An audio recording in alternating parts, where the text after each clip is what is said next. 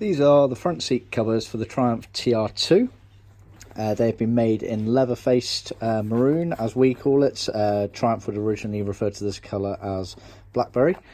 Leather-faced referring to basically the pleated panels here and the horseshoe surrounds here are leather, whereas the retainers down here and the surrounds here are vinyl.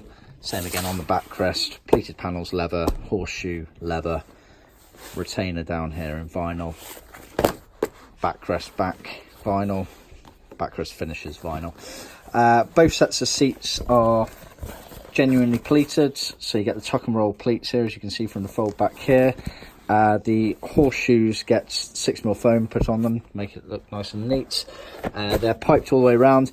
Original colour piping for the TR2s was to have it the same colour as the main trim, so in this case it would be maroon as well. So you get a pair of backrests, a pair of cushions. You can see the cushions here exactly the same way in terms of the tuck and roll pleats and the border surround there. Border surround is made much deeper than it needs to be, so you can get the best finish on there and just trim off any excess. A pair of those. Again, always look for the John Skinner label, wherever it may be, somewhere in there.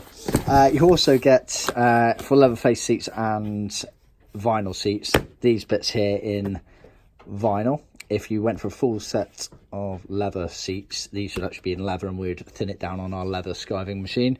These are for the frame surrounds. What we do is we actually include enough in there for tilt and fix style frames, even though originally the TR2's majority, if not all, had fixed frames, just because obviously the aftermarket, a lot of people like to have at least one seat that is tip or tilting, so we include all options for changes.